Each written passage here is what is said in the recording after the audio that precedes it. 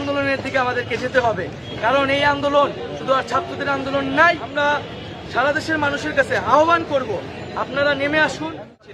আমরা এখনো আজকে এই প্রেসিডেন্ট থেকে বলতে চাই, প্রধানমন্ত্রীর যে বক্তব্য, সেই বক্তব্য কিন্তু আমরা প্রত্যাহার করি, এবং আমরা নিন্দা জানাই যে প্রধানমন্ত্রী হয়ে সরকারের সর্বোচ্চ জায়গা থেকে আমরা আশা করেছিলাম তিনি দেশে এসে কোটা সংস্কারের যৌক্তিক সমাধানের একটা পথ দেখাবে। তা না করে তিনি কোটা সংস্কার আন্দোলনকারীদের প্রতি যে কটূক্তি করেছেন, রাজাকারের নাতি বলে ইঙ্গিত করেছেন, এটি নিন্দনীয় এবং এর জন্য তার প্রকাশ্যে ছাত্র সমাজের কাছে দুঃখ প্রকাশ করা উচিত। আমি সারা দেশের মানুষের কাছে আহ্বান করব, আপনারা নেমে আসুন, আপনারা সকল শিক্ষা প্রতিষ্ঠান শিক্ষার্থীরা নেমে আসুন, সাধারণ মানুষ নেমে আসুন, স্কুল কলেজ প্রাইভেট বিশ্ববিদ্যালয়ের সকল শিক্ষার্থীরা একযোগে নেমে আসুন এবং শিক্ষার্থীদের এই আন্দোলনকে সফল করুন এবং এই হামলার বিচার আদায় করুন।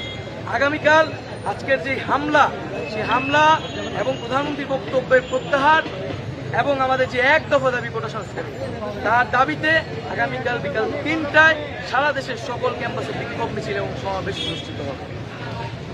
এবং সারা দেশের সকলকে আহ্বান করব যে আপনারা এই বিক্ষোভ মিছিল সমাবেশে সাধারণ মানুষকে অংশগ্রহণ করিয়ে এই মিছিলকে বড় গণজমায়েত তৈরি করুন এবং বৃহত্তর গণ আন্দোলনের দিকে আমাদেরকে যেতে হবে, কারণ এই আন্দোলন শুধু আর ছাত্রদের আন্দোলন নাই।